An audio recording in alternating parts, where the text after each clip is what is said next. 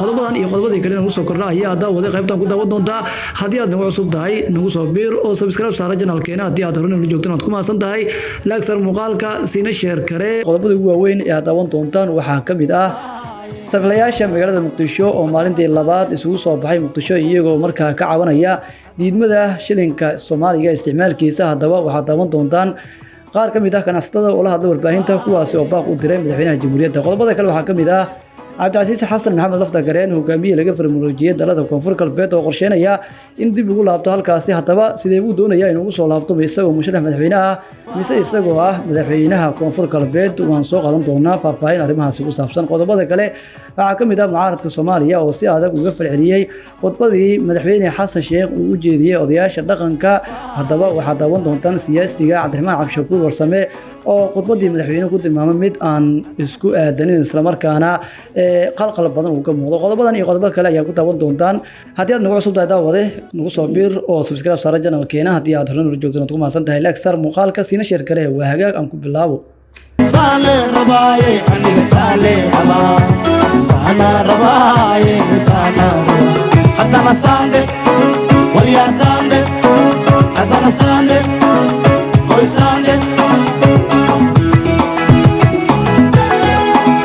magaalada caasimadda ah Muqdisho waxaa maalintii labaad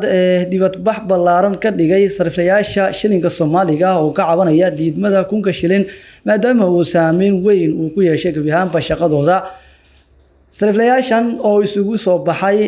suuq bacaad ayaa cabasho weyn ka muujiyay in meesha gabiyaanba laga saaro shilinka Soomaaliga waxaana ay fariin u direen madaxweynaha dowladda Soomaaliya Xasan Sheekh Maxamuud qaar ka mid ah sariflayaasha oo la hadlay warbaahinta ayaa sheegay in xitaa dowladda Soomaaliya ay diiday in shilin Soomaaliga ay ku qaadato canshuurta kadibna shacabka iyaguna iska diideen canshuurta dowladdu kuma qaado shilin Soomaali waxa ay ku qaadaa dollar shacabkiina waxay waayeen meel ay u wadaan lacagtooda ayuu yiri mid ka mid ah sariflayaasha Muqdisho warbaahinta la hadlay sidoo kale waxay intaasi ay ku dareen in hadda ay istaagtay shaqadooda ayna dalbanayaan in arintooda la soo farageliyo si loo soo celiyo shilinka Soomaaliga ee qiimihii uu lahaa madaxweyne Xasan Sheekh baa fariin u diraya shacabka waa baabi'i rabaan lacagta shilinka Soomaaliga haddii uu wax ka qaban waayo mid ka mid ah ganacsatada shilinka Soomaaliga ee sariflayaasha ka mid ah ayaa waxa uu sheegay isla markaana uu yiri madaxweyne Xasan Sheekh baan fariin u dirayaa shacabka waa baabi'i rabaa lacagta shilinka Soomaaliga haddii uu wax ka qaban waayo qabyo ninkeeda dhameystira waxay noqonaysaa igu sabir waxaana madaxweynaha ka codsanaynaa in maalmaha u haray ka hor uu wax ka qabto arintan ayuu yiri sarifle kale oo la hadlay warbaahinta magaalada Muqdisho kunka shilin oo ah lacagta galiya ee ka soo hartay lacagihii uu dalku lahaa ayaa haatan loo diiday qaybo badan oo kamid ah dalka waxaana haatan dadka ay isticmaalayaan dollarka iyo lacagaha elektarooniga ah ee taleefanada la isugu diro kuwaasi oo haatan wax lagu kala iibsado si kastaba noqotay dowladda Soomaaliya ayaa ilaa hadda aan wax ka qaban arintan iyadoo uu shaqeyn waayay amarkii duqa magaalada Muqdisho Xasan Maxamed Xuseen Munkaab ee ku aadanaa qaadashada lacagta shilinka Soomaaliga oo dhawaan uu soo saaray haddaba dawada sidee u aragtaa cabashada maalintii labaad iyo banaanbaxa maalintii labaad Muqdisho ay ka sameynayaan sariflayaasha Muqdisho kuwaasi oo si weyn kaga cabanaya isticmaal la'aanta ku timid lacagta shilinka Soomaaliga oo dadka Soomaaliyeed aysan isticmaalin beddelkeedana ay isticmaalayaan lacagaha internetka ama taleefanada ugu jira ee EVC-da loo yaqaano aragtidaada qodobkan qaybta hoose ee faalooyinka nagu reeb dhanka kalena madaxweynihii laga farmoloojiyay dalada maamulka koonfur galbeed Cabdicasiis lafta kareen ayaa qorsheynaya inuu halkaasi dib ugu laabto madaxweynihii hore ee maamulka koonfur galbeed Cabdicasiis lafta kareen ay iyo xulufadiisa siyaasadeed oo haatan dhaqdhaqaaq ka wada magaalada Nairobi ayaa qorsheynaya inay dib loogu soo celiyo maamulkii hore oo dowladda Soomaaliya ay ka saartay magaalada Baydhabo ee xarunta gobolka Bay ugaas Xasan Cabdi Maxamed oo ah afayeenka lafta kareen ayaa shaaca ka qaaday in bil kadib dib doorashadii Cabdicasiis lafta kareen ay ka shaqeynayaan soo celinta maamulkii sharciga ahaa si loo helo nidaam iyo sidoo kale kala dambeyn dowladeed shacabka ayuu ku wargeliyey in maamulkii hore soo noqonayo ayna ujeedadu ay tahay in dib loo soo nooleeyo nidaamkii sharciyada ku dhisnaa sida uu hadalku dhigay. Si kastaba noqotee, shacabka reer Koonfur Galbeed waa in ay ogaadaan inay socdaan qorshayaal dib loogu soo celinayo hogaankii sida sharciga iyo dastuurka waafaqsan lagu doortay. Ujeedadu waa in dib loo soo nooleeyo nidaamkii sharciyada ku dhisnaa loona xoojiyo in rabitaanka shacabka uu noqdo saldhigga maamulka, ayuu yiri ugaas Xasan Cabdi Maxamed. Sidoo kale wuxuu intaasi ku daray, maalintani ma aha oo keliya xusuus taariikheed, balse sidoo kale waa fursad muhiim ah oo shacabka Koonfur Galbeed dib ugu xusuusanayaan qiimaha ay leedahay in ay si madax bannaan u maamulaan aayahooda siyaasadeed una ilaashadaan xuquuqdooda dastuuriga ah, ayaa hadalkiisa uu ku sii yiri afhayeenkii maamulka Koonfur Galbeed ugaas Xasan Cabdi Maxamed oo isagu ahaa afhayeenka madaxweyne lafta kareen isagu Baydhabo sidoo kale kamid ahaa dadkii isaga baxay oo Nairobi ku sugan, kaas oo sheegay in la qorsheynayo in Cabdicasiis lafta kareen dib loogu soo celiyo Koonfur Galbeed isagoo weli ah madaxweynaha Koonfur Galbeed sida uu sheegay ama qoraalkiisa ku sheegay afhayeenkii madaxtooyada Koonfur Galbeed ugaas Xasan oo mar kale isagu soo hadlay, kaas oo sheegay in maalmaha soo aadan la qorsheynayo in halkaas dib ugu soo laabtaan iyagoo halka ka sii wadaya maamulka Koonfur Galbeed oo uu sheegay in madaxweynaha rasmiga ah uu yahay madaxweyne Cabdicasiis lafta kareen.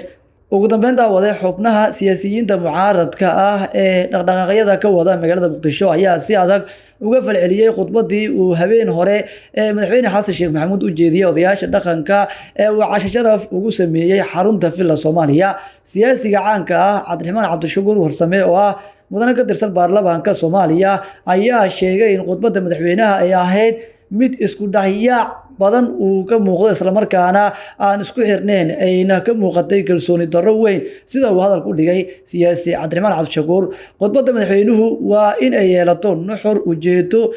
isku xirnaan iyo bartilmaameed ay ku socoto, waa in ay tixgelisaa dareenka shacabka, dejiso bulshada, dhisto kalsoonida iyo midnimada ummadda, kana fogtahay kala qaybin, goodis iyo xasaarad abuur. hase yeeshee khudbadiisu uu habeen hore u jeediyey odayaasha dhaqanka madaxweynuhu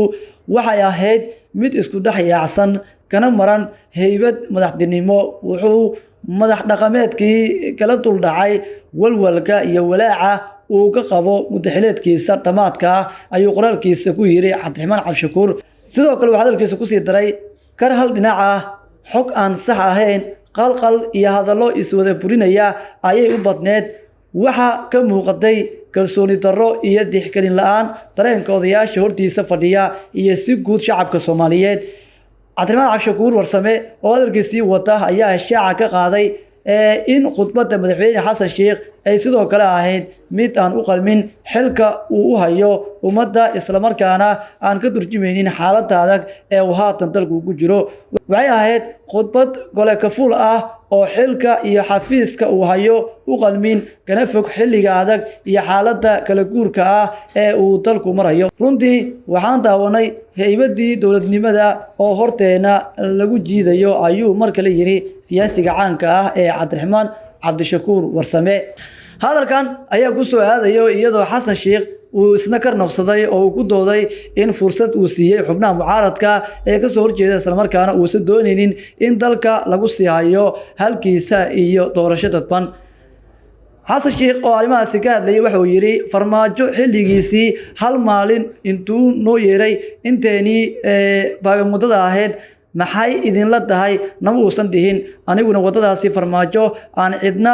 la tashanin. dalkan ayaa ku soo aadayo iyadoo madaxweyne Xasan Sheekh uu isna ka noqsaday oo uu ku dooday inuu fursad siiyay xubnaha mucaaradka ee ka soo horjeeda dowladdiisa, isla markaana uusan doonaynin in dalka lagu sii hayo halkiisa iyo sidoo kale doorasho dadban in mar kale dalku waado. Soomaaliya ayaa haatan ku jirta marxalad xasaasi ah, waxaana la isku hayaa nooca doorasho ay ka dhaceysa dalka, taasoo khilaaf ay ka dhex dhalisay Villa Soomaaliya, xubnaha mucaaradka iyo qaar ka mid ah dowlad goboleedyada dalka, si gaar ah Jubbaland iyo sidoo kale Puntland. Axmed Madoobe iyo sidoo kale Siciid Dani ayaa iyaguna waxay yihiin kuwa si weyn kaga soo horjeeda